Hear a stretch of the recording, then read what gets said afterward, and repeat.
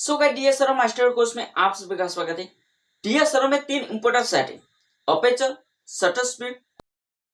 ये तीनों के बारे में हमने पूरी डिटेल के साथ जान लिया। इस वीडियो में हम जानने वाले कि व्हाइट बैलेंस क्या है, किस तरीके से कौन सी फोटोग्राफी करने के लिए कैसे सेटिंग करना, उसके बारे में मैं प्रॉपर डिटेल के साथ इस वीडियो में बताने वाला हूँ।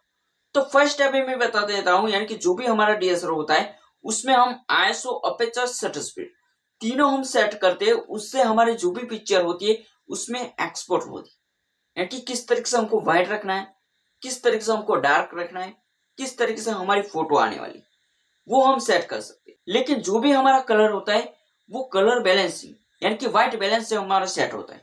यानी कि व्हाइट बैलेंस जैसे ही आप सेट करते हो उस तरीके से आपकी फोटो आती है।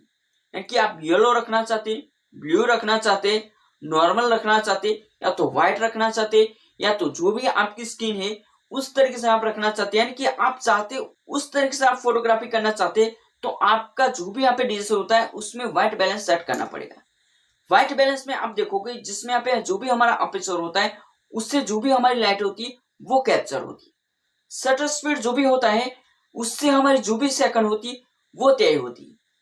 आईएसओ से वो सेट होता है, यानी कि जो भी हमारी पिक्चर क्वालिटी होती है उसमें अपर्चर और यहाँ पे शटर स्पीड दोनों सेट करते हैं, लेकिन क्लियर फोटो नहीं आती, या तो जो भी हमारी लाइट है वो कम है और यहाँ पे कम लाइट में हम फोटोग्राफी करना चाहते हैं, जिसमें यहाँ पे लाइट को ज्यादा यहाँ पे करना चाहते हैं, तब हम आईएसओ का इस्तेमाल कर सकते हैं। जिसकी वजह से जो भी हमारी फोटो है वो क्लियर तो नहीं आती, लेकिन उसमें यहाँ पे नॉइस आती है। क्लियर लाने के लिए हमको अपर्चर और यहाँ पे शटर स्पीड को ज्यादा से ज्यादा सेट करना पड़ेगा। तो उसके बारे में हमने जाना, लेकिन जो भी हमारी पिक्चर क्वालिटी होती है उसमें यहाँ पे हम व्हाइट बैलेंस सेट करते हैं, जिसकी वजह से जो भी हमारी फोटो है उसको हमको लाइटिंग कर सकते हैं। तो आगे हम बढ़ते हैं व्हाइट बैलेंस के बारे में, यानी कि जो भी आपका डीएसएलआर होता है, जो भी आपका लेंस होता है उसमें यहाँ पे आप देखोगे तो यहाँ पे तीन कलर कैप्चर होता है, आर यानी कि रेड, बी यानी कि ब्लू और जी यानी कि ग्रीन। ये तीनों कलर मिल जाने के बाद अलग अलग यहाँ पे कलर होता है। मान लो कि कोई भी आपने फोटोग्राफी की उसमें यहाँ पे आप देखोगे जिसमें यहाँ पे अलग अलग यहाँ पे कलर होता है, लेकिन ये तीन कलर यहाँ पे कैप्चर होता है, जिसकी वजह से जो भी आप फोटोग्राफी करते हो उसमें यहाँ पे भले ही अलग अलग यहाँ पे कलर होता है, लेकिन डीएसएलआर खुद यहाँ पे सेट कर देता है और यहाँ पे आपको अच्छे से अच्छी इमेज दिखाता है। इनके लेंस में यहाँ पे आप देखोगे जिसमें यहाँ पे उसको यहाँ पे टेढ़ा करके आप देखोगे जिसमें यहाँ पे आपको अलग अलग यहाँ पे कलर आपको दिखाई देता है। वो कैसे दिखाई देता है, यानी कि उसकी मदद से जो भी आपकी पिक्चर होती है उसमें यहाँ पे कलर कैप्चर होता है। तो उस तरीके से आपके डीएसएलआर में काम होता है। तो गाइस यहाँ पे मैं एक एग्जांपल बताता हूँ जिसकी मदद से जो भी हमारा व्हाइट बैलेंस होता है उसके बारे में हम और ज्यादा यहाँ पे जान सके। मान लो कि यहाँ पे आपने पानी पिए जिसमें 1 लीटर हो, 2 लीटर हो, या तो 5 लीटर, इस तरीके से यहाँ पे आपने पानी पी लिया, यानी कि पानी को हम नापते हैं लीटर में। उसी तरीके से हमारा डीएसएलआर जो भी होता है उसमें यहाँ पे व्हाइट बैलेंस आता है, उसको हम नापते हैं केल्विन में। यानी कि डीएसएलआर में आप देखोगे तो केल्विन 2000 से 10,000 तक होता है, जिसकी मदद से हम जो भी फोटोग्राफी करते हो उसमें यहाँ पे 2000 हम केल्विन रखते हैं, तो जो भी आपकी फोटो होती है वो यहाँ पे ब्लू दिखाई देती है। और यहाँ पे जैसे ही आप बढ़ाते हो यानी कि 4000, 6000, 8000 इस तरीके से रखते हो, जिसमें यहाँ पे 10,000 तक यहाँ पे हो जाता है आपका केल्विन, जिसकी वजह से जो भी आपकी फोटो होती है वो यहाँ पे येलो लगती है, यानी कि डार्क येलो हो जाती है। तो उस तरीके से सेट होता है। तो गाइस हम और ज्यादा डीप में समझते हैं ताकि और ज्यादा यहाँ पे आपको पता चले। मान लो कि आपके डीएसएलआर में आपने व्हाइट बैलेंस सेट कर लिया, यानी कि 2000 केल्विन आपने सेट कर लिया और 10,000 केल्विन यहाँ पे, यानी कि 2000 केल्विन आप सेट करते हैं, जिसकी वजह से जो भी आपकी फोटो है वो यहाँ पे ब्लू होती रहेगी, यानी कि ब्लू आएगी।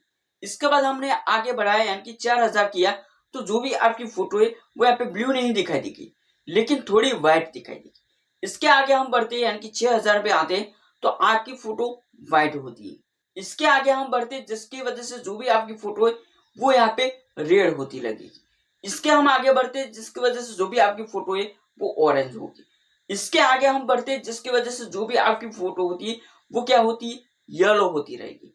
और पूरा 10,000 केल्विन हो जाता है, जिसकी वजह से जो भी आपकी फोटो होती है वो पूरी येलो या तो डार्क येलो हो जाती है। तो आपके डीएसएलआर में इस तरीके से काम होता है, यानी कि जो भी हम व्हाइट बैलेंस सेट करते हैं तो उस तरीके से हम सेट कर सकते हैं। लेकिन खास बात आपको ये ध्यान रखना है कि जो भी हमारा केल्विन नंबर आता है, यानी कि 6000, 10,000, 5,000 इस तरीके से आता है, तो उसके साथ में हमारे डीएसएलआर जो भी होता है उसमें अपर्चर, शटर स्पीड, आईएसओ वो भी यहाँ पे आपको सेट करना है। यानी कि एक्सपोजर के साथ हमारा कलर बैलेंसिंग सेट होता है, जिसकी वजह से जो भी हमारी पिक्चर है वो सही तरीके से और यहाँ पे बेटर आती है। मान लो कि आपने आईएसओ अपर्चर सेट कर लिया, जिसकी वजह से आपकी जो भी इमेज होती है वो पूरी व्हाइट तो आती है, लेकिन जैसे ही यहाँ पे आप व्हाइट बैलेंस सेट करोगे, जिसकी वजह से जो भी हमारा aperture shutter speed white balance यहाँ पे सेट किया, उसकी मदद से जो भी हमारी फोटो है वो व्हाइट आती और यहाँ पे क्लियर आती। यानी कि अपर्चर शटर स्पीड और यहाँ पे आईएसओ ये तीनों में कंपैरिजन नहीं होता है, यानी कि तीनों और यहाँ पे व्हाइट बैलेंस ये चारों यहाँ पे कंपैरिजन नहीं होता है, जिसकी वजह से जो भी आपकी फोटो है वो सही तरीके से और यहाँ पे बेटर नहीं आएगी। तो ये आपको वो ध्यान रखना है, यानी कि जो भी आप सेट करते हो उसमें यहाँ पे आपको 4 चीजें ध्यान रखनी होगी। आईएसओ, अपर्चर, शटर स्पीड, ये तो 3 आपको सेट करना है, लेकिन उसके साथ में आपको व्हाइट बैलेंस भी सेट करना होगा, ताकि आपकी जो भी इमेज है वो परफेक्ट और यहाँ पे क्लियर आए।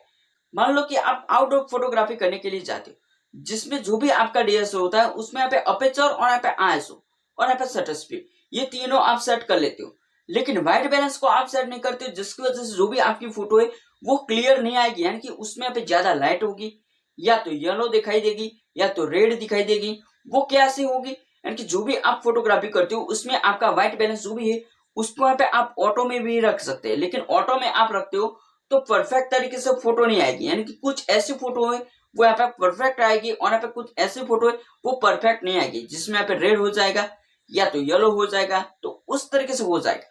तो आपको क्लियर करने के लिए आपको व्हाइट बैलेंस को सेट करना ही पड़ेगा, तो ही यहाँ पे आप परफेक्ट तरीके से फोटोग्राफी कर पाएंगे। तो खास बात आपको ये ध्यान रखना है, यानी कि व्हाइट बैलेंस क्या है, किस तरीके से काम होता है, वो आपको पता चल गया है। यानी कि 3 ही लाइट यहाँ पे आपके डीएसएलआर में आती है, लेकिन उसकी मदद से अलग अलग यहाँ पे लाइटिंग कैप्चर होती है। वो सेट कौन करता है? डीएसएलआर। और यहाँ पे आपको परफेक्ट तरीके से इमेज कौन दिखाता है? डीएसएलआर। तो वो काम होता है। इसके बाद बहुत ही इंपॉर्टेंट पॉइंट बताता हूँ, यानी कि हमारे डीएसएलआर में जो भी हम अपर्चर सेट करते हैं, शटर स्पीड सेट करते हैं, आईएसओ सेट करते हैं और यहाँ पे व्हाइट बैलेंस सेट करते हैं, यानी कि ये चारों सेट हो जाने के बाद जो भी हम फोटोग्राफी करते हैं उसमें कोई फर्क नजर नहीं आता। यानी कि येलो तो येलो फोटो आती है, व्हाइट तो व्हाइट फोटो आती है, डार्क तो डार्क फोटो आती है, तो इस तरीके से फोटो आती है, उसमें कोई फर्क नजर नहीं आता।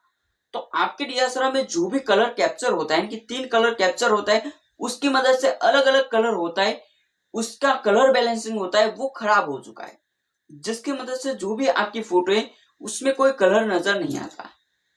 तो वो भी यहाँ पे आपको खास बात ध्यान में रखना होगा, यानी कि आपके डीएसएलआर में कलर बैलेंसिंग खराब हो चुका है तो आपको सर्विस सेंटर जाना, इसके बाद जो भी हमारा कलर बैलेंसिंग है उसको यहाँ पे आपको चेंज कराना, और आपका डीएसएलआर जो भी है उसको यहाँ पे आपको सर्विस कराना होगा, तब जाके आप अच्छे से अच्छी फोटोग्राफी कर पाएंगे।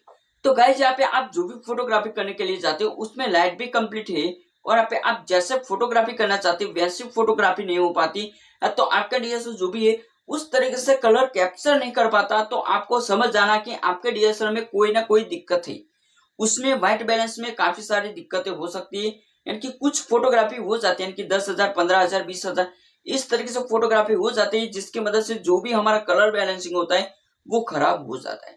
तो उसको यहाँ पे आपको चेंज कराना होगा, उसको सही तरीके से कराना होगा, तब जाके हम बढ़िया फोटोग्राफी कर पाते।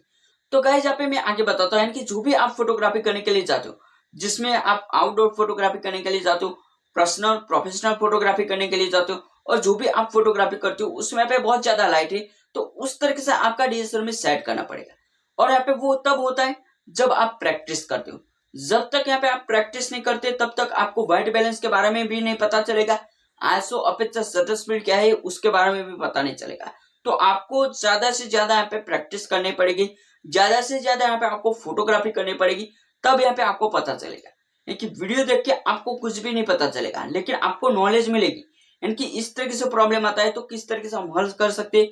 तो गाइस यहाँ पे मैंने जो भी आज तक वीडियो बनाया, यानी कि इस डीएसएलआर कोर्स में यहाँ पे मैंने जो भी वीडियो बनाया उसमें आपके डीएसएलआर में जो भी प्रॉब्लम होता है उसका हल आप घर पे किस तरह से करोगे उसके बारे में भी बताता हूँ। ऐसा नहीं कि आपको कुछ भी बता देता हूँ। तो गाइस यहाँ पे मैंने इस टॉपिक के ऊपर वीडियो बनाया, लेकिन उसके साथ हमारे डीएसएलआर में जो भी व्हाइट बैलेंस का प्रॉब्लम होता है, जिसमें यहाँ पे जो भी हमारी फोटोग्राफी है उसमें सही तरीके से कलर कैप्चर नहीं होता, यानी कि एक ही कलर आता है, या तो 3 कलर ही आता है या तो 4 कलर ही आता है, लेकिन कलर जो भी होता है वो कैप्चर सही तरीके से नहीं होता। तो आपके डीएसएलआर में कौन सी प्रॉब्लम होती है, यानी कि कलरिंग बैलेंसिंग खराब हो चुका है, तो उसके बारे में भी बताया, यानी कि उसका हल आप किस तरह से करोगे उसके बारे में भी बताया। ऐसा नहीं कि यहाँ पे आपको कुछ भी बता देता हूँ। और मेरे चैनल पे जो भी वीडियो बनाई यानी कि डीएसआर मास्टर कोर्स में जितने भी वीडियो है उसमें आपके डीएसआर में जो भी प्रॉब्लम होता है उसका हल घर पे किस तरीके से करोगे उसके बारे में भी बताया था। इसलिए यहाँ पे मैं बताता हूँ कि डीएसआर मास्टर कोर्स में आपको बेसिक से लेके एडवांस तक यहाँ पे मैं सिखाने वाला हूँ। यानी कि डीएसआर क्या है, किस तरीके से वर्क करता है, किस तरीके से एडवांस फोटोग्राफी कर सकते हैं और यहाँ पे किस तरीके से हमारा डीएसआर जो भी होता है उसको हम सेट कर सकते हैं और साथ में जो भी प्रॉब्लम आता है उसका हल घर पे किस तरीके से करोगे वो भी यहाँ पे मैं बताता हूँ। इसलिए यहाँ पे मैं कहता हूँ कि पूरी वीडियो देखिए ताकि आपको पूरी डिटेल के साथ यहाँ पे पता चले। आपका डाउट जो भी है वो यहाँ पे क्लियर हो जाएगा। यानी कि 99% यहाँ पे आपका डाउट जो भी है वो यहाँ पे क्लियर होता होगा। तो इसलिए यहाँ पे मैं कहता हूँ कि जो भी हमारे डीएसएलआर मास्टर कोर्स में जितने भी वीडियो है उसको यहाँ पे आप फुल वॉच करें ताकि आपको डीएसएलआर के बारे में और ज्यादा यहाँ पे नॉलेज मिले। और आपको डीएसएलआर के बारे में कोई भी ऐसा प्रॉब्लम हो या तो ISO, aperture, shutter speed, white balance उसके बारे में कोई भी ऐसा प्रॉब्लम हो या तो आपके डीएसएलआर में कोई भी ऐसा प्रॉब्लम हो, आपके लेंस के बारे में या तो कुछ भी प्रॉब्लम है तो मेरे को कमेंट बॉक्स में कमेंट लिख सकते हैं ताकि मैं आपकी मदद कर सकूं। सो गाइस इस कोर्स में मैं बेसिक से लेकर एडवांस तक यहाँ पे सिखाने वाला हूँ कि डीएसएलआर क्या है, किस तरीके से वर्क करता है, किस तरीके से हमको एडवांस फोटोग्राफी करने के लिए कैसी सेटिंग करना उसके बारे में भी बताता हूँ। इसके साथ जो भी हमारा डीएसएलआर होता है उसमें कोई भी ऐसी प्रॉब्लम हो जाती है तो उसका हल घर पे किस तरीके से करोगे उसके बारे में भी बताता हूँ। ऐसा नहीं कि आपको कुछ भी बता देता हूँ। इसलिए यहाँ पे मैं कहता हूँ कि जो भी यहाँ पे मेरी वीडियो है उसको यहाँ पे आप फुल वॉच करें ताकि आपको और ज्यादा यहाँ पे पता चले। सो गाइस इस कोर्स में इस वीडियो में इतना ही। वीडियो पसंद आए तो हमारे चैनल को लाइक सब्सक्राइब जरूर कीजिए। ऐसे नई वीडियो आप देखते रहे, हमारे चैनल को सपोर्ट कीजिए। हम मिलते हैं नई वीडियो के साथ, तब तक जय माता दी, वंदे मातरम।